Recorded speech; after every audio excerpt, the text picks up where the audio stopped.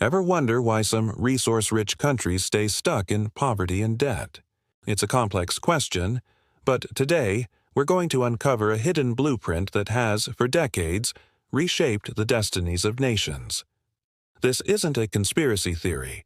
It's a well-documented pattern of economic strategy that some have called economic colonialism.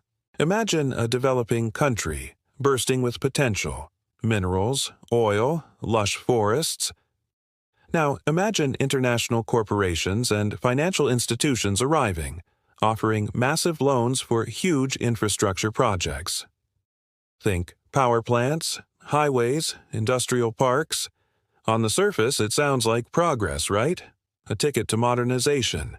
The leaders are promised that these projects will boost the economy, create jobs, and lift their people out of poverty. It's an offer that's almost impossible to refuse. But here's where the blueprint's fine print kicks in.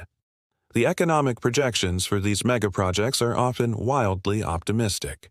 The loans come with high interest rates and conditions. And, crucially, the contracts for building these projects are almost always awarded to foreign corporations, the very same ones from the countries providing the loans.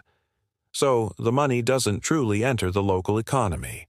It's borrowed by the developing nation, paid to the foreign construction firm, and then the developing nation is left with the debt. It's a closed loop where the wealth flows out, not in. When the inevitable happens, the country can't keep up with the loan repayments, the lenders don't just go away.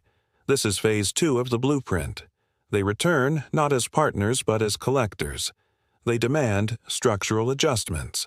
This often means forcing the government to privatize essential services like water, electricity, and health care.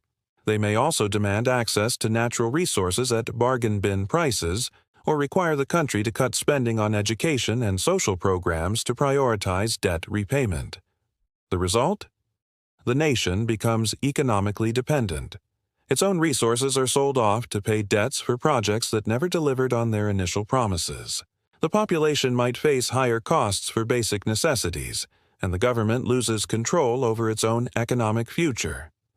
The country isn't a colony in the old sense, with foreign flags and soldiers on the streets, but it's a colony all the same, a debt colony, controlled by spreadsheets and loan agreements instead of armies. This pattern has repeated itself across continents, from Latin America to Africa and Asia. Understanding this hidden blueprint is the first step towards changing it.